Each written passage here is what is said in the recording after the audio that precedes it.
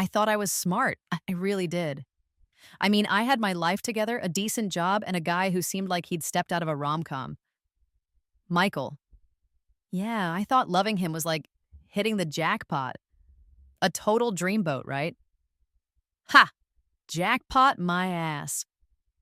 What I got was a steaming pile of drama and a betrayal so big it could star in its own Hollywood blockbuster.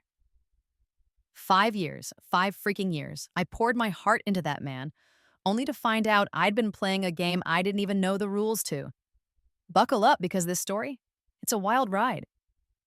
Let me take you back.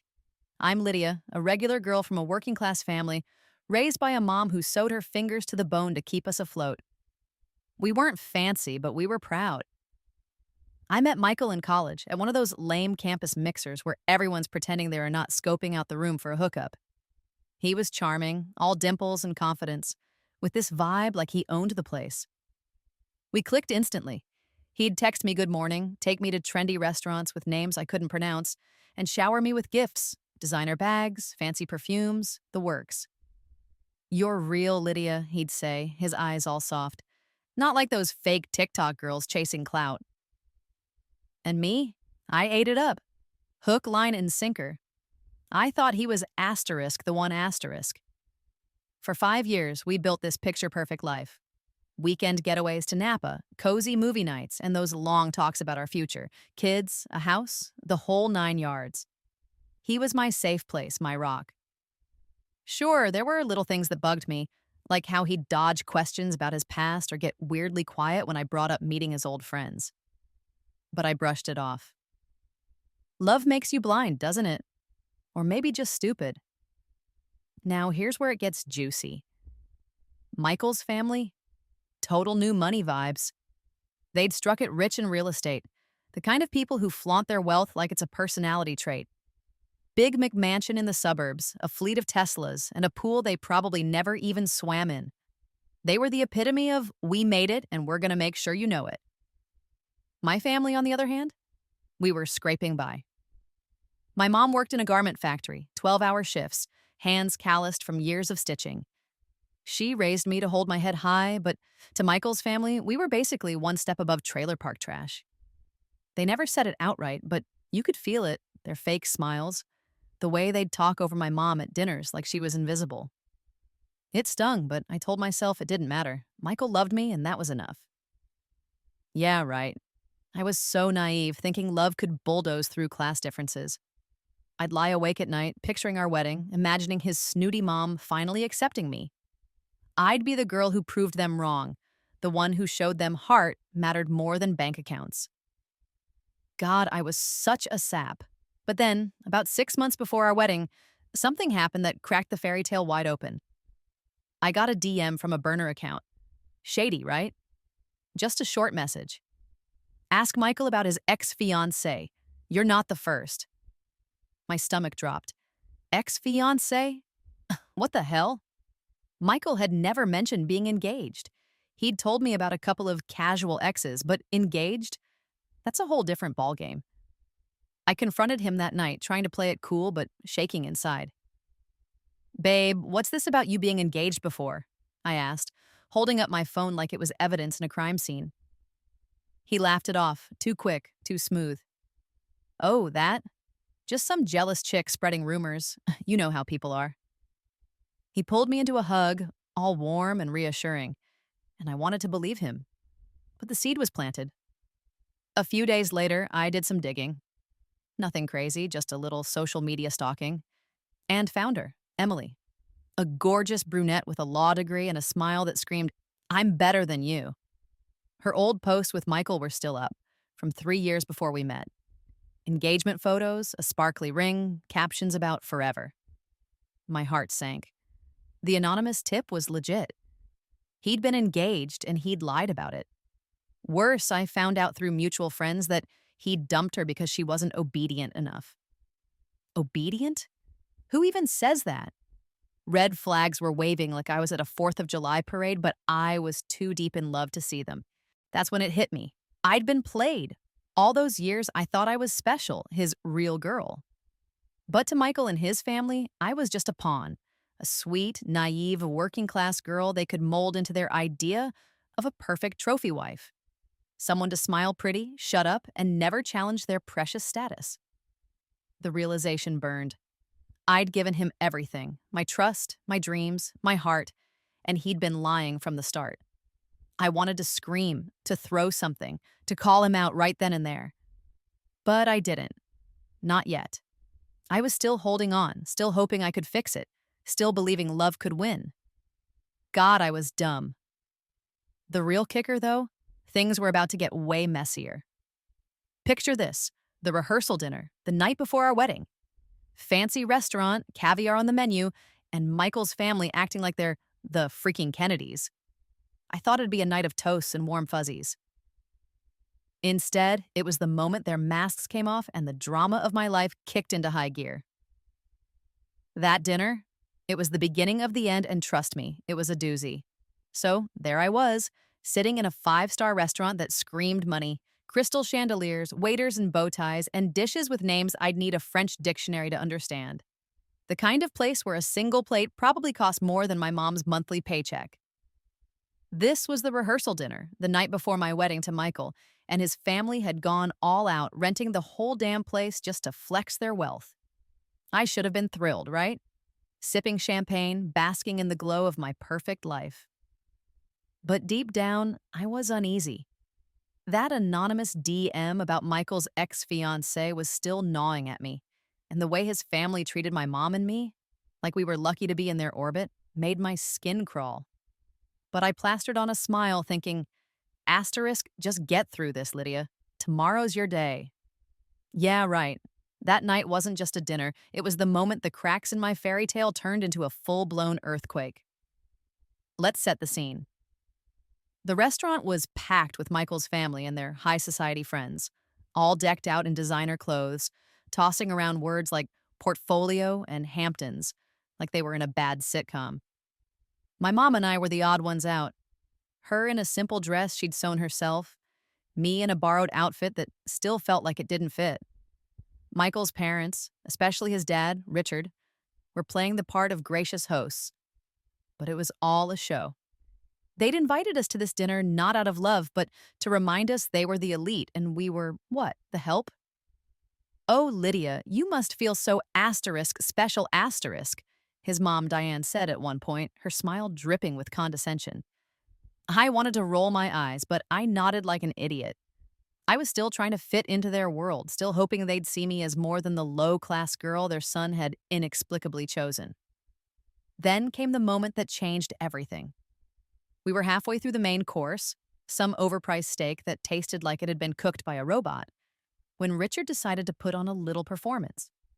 He raised his glass, grinning like he was about to drop a hilarious one-liner, and said, loud enough for the whole room to hear, "So, Maria, bet you couldn't afford a dinner like this working at that factory all year, huh? Lucky for you, we've got this one covered." He laughed, a big, booming laugh, and his buddies joined in, chuckling like they were on the set of some cringy comedy. The room felt like it froze. My mom, the strongest woman I know, stared at her plate, her hands gripping her water glass so tight I thought it might shatter. Her face was calm, but I could see the hurt in her eyes, the way her shoulders tensed. Me? I felt like someone had punched me in the gut. My blood was boiling, and all I could think was, asterisk, how dare he? I didn't even think, I just reacted. I shot up from my chair, my voice shaking but loud. "You need to stop," I said, glaring at Richard. "My mom doesn't deserve to be humiliated like that." The table went dead silent. You could have heard a pin drop. I looked at Michael, expecting him to back me up, to say something, anything, to defend us. He was my fiancé, for God's sake. But guess what? He just sat there, swirling his wine like he was bored. And then he had the nerve to say in this icy tone, "Lydia, chill. Dad was just joking. You're being way too sensitive. This kind of thing, it's not gonna fly with my family." Not gonna fly? Excuse me? Was I supposed to laugh while his dad treated my mom like garbage? I stared at him, my heart sinking. This was the guy I'd loved for 5 years, the guy I thought would always have my back. And there he was, choosing his snobby family over me, acting like I was the problem. I wanted to scream, to throw my wine glass at his smug face, but I was too stunned. I sank back into my chair, my face burning, while Richard waved it off like it was nothing. "Oh, come on, Lydia, lighten up," he said, and the conversation moved on like my mom's dignity hadn't just been stomped on. I glanced at her, expecting to see her crushed, but she was eerily calm. Too calm. She excused herself quietly, saying she needed some air, and slipped out of the room. I thought she was just too hurt to stay, and my heart broke for her. Little did I know my mom, my quiet, hardworking, just a factory worker mom, was about to pull a move so slick it'd make a spy jealous. Here's the twist. Later that night, I found out what she'd really been up to. My mom hadn't just left to cry or hide. Oh no. She'd been recording the whole damn thing on her phone. Every word of Richard's nasty comment, every laugh from his cronies. And she didn't stop there. She sent that audio to a friend who worked for a local news site, and within days, an article dropped online. It didn't name names, but it was titled something like "New Money, No Manners, How the Elite Talk Down to the Working Class." The details were so specific: fancy restaurant, real estate mogul dad, humiliating a factory worker, that everyone in our circle knew it was about Michael's family. Social media lit up, with people dragging them for being classist jerks. My mom, the woman I thought was too meek to fight back, had played them like a pro, all without saying a word. I was floored. She wasn't just my hero, she was a low-key genius. But even with that mic drop moment, I was still reeling. Michael's betrayal at that dinner cut deep. The way he dismissed me, sided with his dad, made me feel like I was nothing. I wanted to believe it was a one-off, that he'd apologize, that we could still salvage this. God, I was so dumb. I swallowed my anger, told myself to focus on the wedding, to hold on to the dream. But the universe wasn't done with me yet.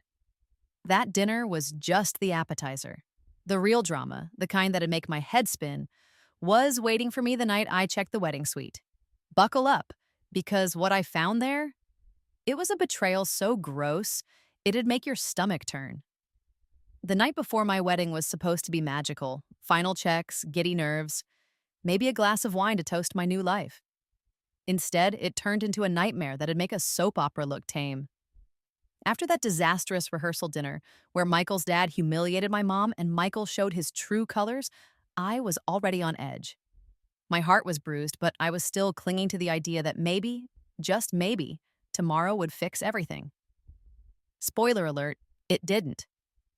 What happened in that hotel suite shattered my world, exposed Michael for the snake he was, and threw in a twist so wild I almost dropped my phone. This is the part where the drama hit fever pitch, and I became the queen of my own revenge story. It was late, maybe 10 p.m., when I headed to the hotel to check on the wedding suite. Michael had insisted on booking this fancy room for us to relax after the reception, and I wanted to make sure everything was perfect. Flowers, lighting, the whole vibe. Call it intuition or just dumb luck, but something felt off as I walked down the hallway. The air was too quiet, like the calm before a storm. When I reached the suite's door, I heard muffled laughter and music. Low, but definitely there. My stomach twisted. Michael had said he was out with his groomsmen, so who the hell was in our asterisk room? I swiped the key card, pushed the door open, and holy crap, I nearly passed out. There was Michael, my so-called fiancé, sprawled on the bed, shirt half unbuttoned, with *2 women draped over him like they were auditioning for a trashy reality show. One was Sarah, the best friend of his little sister, all giggles and fake lashes. The other, our freaking wedding planner Jessica, who'd spent months gushing about how perfect our love story was. Empty wine bottles littered the floor, red stains splattered the carpet, and the three of them were laughing like they were in their own private party. I froze, my brain struggling to process the betrayal. This wasn't just cheating. This was a full-on circus of disgusting. The room spun, but rage snapped me out of it. I fumbled for my phone, flipped on the flash, and started recording. "What the hell is this?"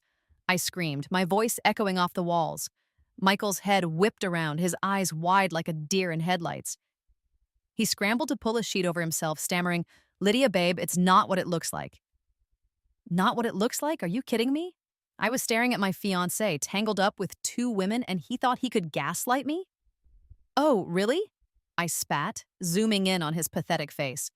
Because it looks like you're a lying, cheating piece of trash. Sarah squealed and dove under the covers, but Jessica, oh, Jessica, she had the audacity to stand up, clutching a glass of wine, and glare at me like asterisk I asterisk was the intruder. And then came the twist that made my jaw drop. She turned to Michael, her voice shaking, and yelled, "You told me I was the only one. You said Lydia was just a placeholder." A placeholder? My blood boiled, but I almost laughed at the absurdity. This woman, who'd been planning my dream wedding, thought asterisk, she asterisk was Michael's real prize? Turns out he'd been playing her too, feeding her the same lies he'd fed me. Drama within drama, and I was front row for the chaos. I could have crumbled right there, let the hurt swallow me whole. 5 years of love, trust, and dreams, all torched in one sleazy moment. But something inside me snapped. Not in a broken way, but in a asterisk, fierce asterisk way. I wasn't going to let this loser humiliate me and walk away unscathed. I opened Instagram, hit the live button, and let the world see. "Hey, everyone," I said, my voice steady despite the fire in my chest. "Meet my fiancé, Michael, getting cozy with his sister's friend and our wedding planner the night before our wedding." I panned the camera across the room, catching Michael's desperate attempts to hide and Jessica's horrified face. Comments flooded in. "OMG, what? Lydia, you deserve better." And within minutes, hundreds of people were watching, from my coworkers to Michael's old college buddies. The internet was eating it up. Michael lunged for my phone, but I dodged him, still filming. "You thought you could play me?" I shouted. "You thought I'd just smile and take it? Dream on."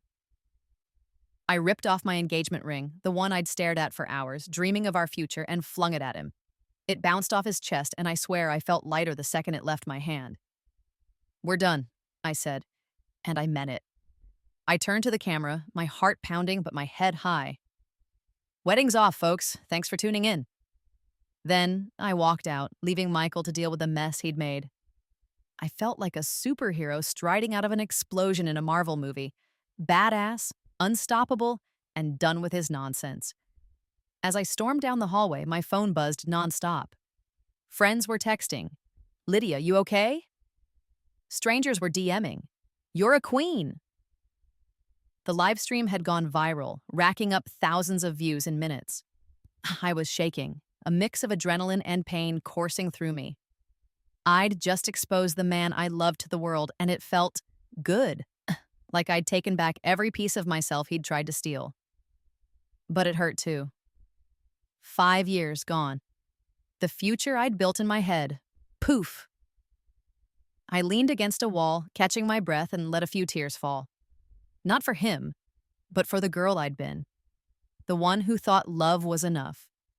I thought that was the end of the drama, that I'd hit peak chaos. But oh, I was wrong. Michael's family wasn't about to let me walk away without a fight, and they were about to show just how low they could go. And there was another twist waiting, one that'd make me see the whole disgusting picture of who they really were. The night was far from over, and I was about to learn that revenge? It's just getting started. After that live stream went viral, I thought I'd hit rock bottom and climbed back up in one epic swoop.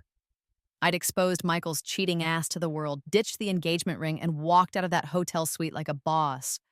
My phone was blowing up with support. Friends, strangers, even my old high school English teacher DMing me, "You're a legend, Lydia." For a hot second, I felt untouchable, like I'd won the war.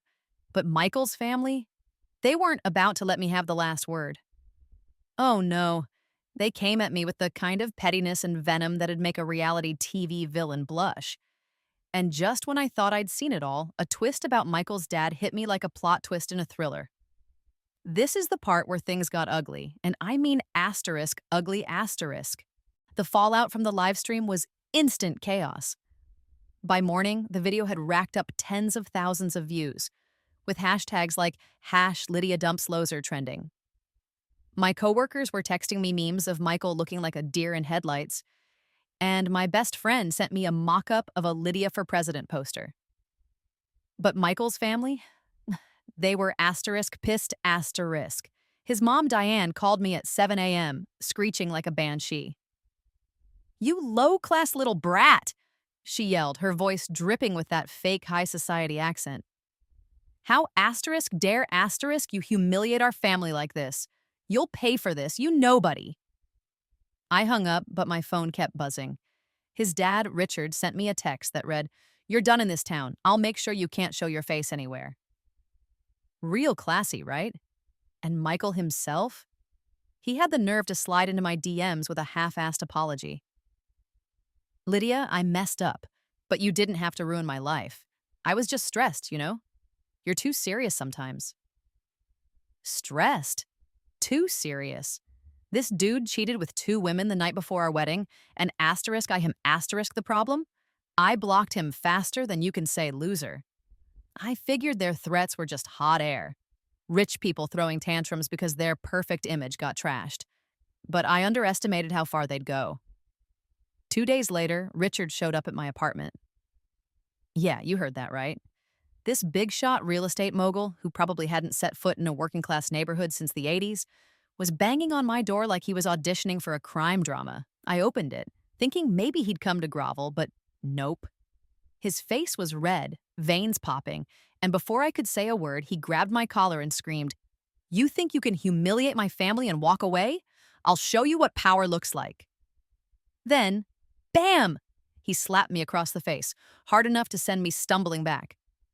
My cheeks stung, my ears rang, and for a second I was too shocked to move. This wasn't just a tantrum, this was assault. But I'm not the girl who curls up and cries, not anymore. I steadied myself, grabbed the nearest thing, a cheap ceramic vase my mom got me at a thrift store, and smashed it on the floor, shards flying everywhere. "Touch me again, and I swear you'll regret it," I yelled, my voice shaking but fierce. Richard froze, clearly not expecting me to fight back. He was used to people cowering, not some low-class girl staring him down. He muttered something about me being crazy and backed off, but not before my neighbor, Mrs. Carter, poked her head out and shouted, "I'm calling the cops." Thank God for nosy neighbors. The police showed up, and lucky for me, my apartment's security camera caught the whole thing. Richard grabbing me, hitting me, all of it. I pressed charges, claiming self-defense for the Voss incident, and the evidence was clear as day.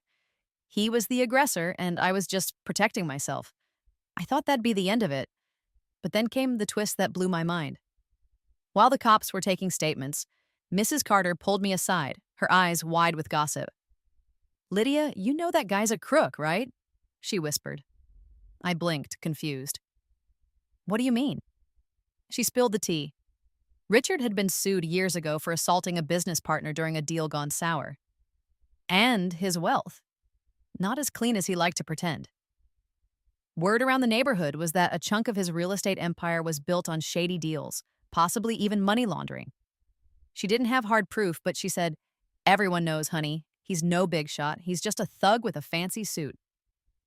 I stood there, jaw on the floor. The whole time I'd been with Michael, I'd thought his dad was just a snobby jerk.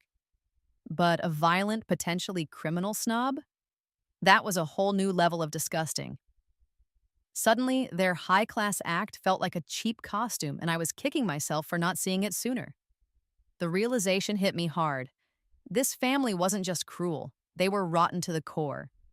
Richard's power was nothing but dirty money and a bad temper. Diane's elegance was a front for her viciousness. And Michael? He was just a spoiled pawn in their game, too weak to stand up to them, or to me. I felt a mix of rage and relief. Rage at how they'd treated me. Relief that I'd dodged a lifetime chained to their toxic world. Filing that police report felt like drawing a line in the sand. I wasn't just fighting for myself. I was fighting for my mom. For every working-class person they'd ever looked down on. I walked out of that mess with my head high, even if my cheek was still throbbing. But the story doesn't end there. Michael's family thought they could scare me into silence, but they didn't know who they were messing with. I was done playing nice, done being the naive girl who hoped for the best. What came next was my final move. A twist so satisfying it made every tear and bruise worth it. I was ready to take back my life, and I was going to do it like the queen I was becoming. After the chaos of that viral live stream, the police report against Michael's dad, and the bombshell about his shady business dealings, I was done. Done with Michael, done with his toxic family, done with the whole circus of lies and betrayal. I'd spent 5 years building a life with a man I thought was my future, only to watch it crumble into a dumpster fire. But here's the thing. I wasn't going to let that fire burn me down. This is the part where I picked myself up, dusted off the drama, and became the queen of my own story. And just when I thought I'd played my last card, I pulled off one final twist that made Michael's family wish they'd never messed with me. The first thing I did was cut every tie to that family. I blocked Michael's number, deleted his pathetic apology texts, and scrubbed him from my social media like he was a bad stain. His mom kept trying to call, leaving voicemails that swung between fake tears and vicious insults. "You'll regret this, Lydia. You're nothing without us." I didn't even listen to the full messages, straight to the trash they went. Richard, Michael's dad, was too busy dealing with the fallout from the assault charge to bother me directly, but I heard through the grapevine he was telling anyone who'd listen that I was a gold-digging liar. Whatever, dude. My live stream had gone viral, racking up hundreds of thousands of views, and the internet was firmly on my side. Friends, strangers, even local news outlets were calling me a hero for exposing their classist, cheating ways. Michael's family tried to spin the narrative, leaking stories to gossip blogs about how I was unstable or jealous. But the truth was out there, crystal clear, and nobody was buying their BS. The best part? Their so-called high-class world started to crumble. Business partners distanced themselves from Richard after whispers about his shady deals got louder. Michael's sister, who'd always acted like she was God's gift to Instagram, got dragged online when people found out her best friend was one of the women in the hotel suite. Their perfect family image was toast, and I'd be lying if I said I didn't feel a little smug watching it burn. Karma's a hell of a thing, isn't it? But revenge wasn't enough. I needed to heal, to find myself again. So, I went back to the one person who'd always had my back, my mom. She welcomed me with open arms, no judgment, just a warm hug, and her classic line, "You're stronger than you know, Lydia." We spent evenings talking, laughing, and crying over cheap wine and her homemade empanadas. She told me stories about her own struggles, how she'd raised me alone, how she'd faced her own share of snobs and never let them break her. "You're my daughter," she said one night, her eyes fierce. "You don't need a man or his money to shine." Those words stuck with me. I started focusing on myself, my job, my passions, my vibe. I dyed my hair a bold red, bought clothes that made me feel like a rock star, and started saying no to anything that didn't serve me. For the first time in years, I was living for *me*, not some fantasy of a perfect life. And then came the final twist, the one that proved I wasn't just a victim, but a damn strategist. I wasn't content with just walking away. I wanted justice, the kind that hit Michael and his family where it hurt. So I got smart. I reached out to a lawyer, a badass woman who'd seen my live stream and offered to take my case pro bono. We built a plan. Sue Richard for assault and battery, using the security footage and police report as airtight evidence, and go after Michael for emotional distress and defamation, leveraging the live stream to show how his actions tanked my reputation and mental health. I wasn't sure we'd win, but I was done letting them walk all over me. The legal process was grueling. Depositions, court dates, Richard's lawyers trying to paint me as a hysterical ex. But my lawyer was a shark and the evidence was undeniable. The judge ruled in my favor. Richard had to pay a hefty fine for the assault, and Michael was ordered to cough up a settlement for the emotional toll of his betrayal. It wasn't millions, but it was enough to change my life. I took that money and did something I'd always dreamed of. I opened a small sewing boutique for my mom. She'd spent her life slaving away in factories, and now she had her own space to create, teach classes, and shine. The day we cut the ribbon, she cried, and I did too. This is for us, I told her, not them. That victory was more than just money. It was proof I could fight and win. The girl Michael's family called low class had outsmarted them, outlasted them, and come out on top. I'd turned their own game against them, and it felt asterisk good asterisk. But more than that, I learned something bigger. Love isn't enough if it blinds you to your worth. I'd spent years chasing Michael's approval, thinking his world would lift me up. But it was my own strength and my mom's quiet, fierce example that showed me who I really was. Now I'm thriving. I'm not saying it's all sunshine. I still have days where the betrayal stings, where I wonder why I didn't see the red flags sooner. But I'm not that naive girl anymore. I'm Lydia, the woman who faced a family of snakes and came out swinging. I'm living my truth, building a life that's real, not some fake fairy tale. And to any woman out there stuck in a toxic relationship, let me say this: know your value. Don't let some loser dim your light. You're a queen, and you don't need a crown or a cheating fiancé to prove it. I'm proof of that. Call me Lydia, the girl who survived the drama, won the war, and came out shining.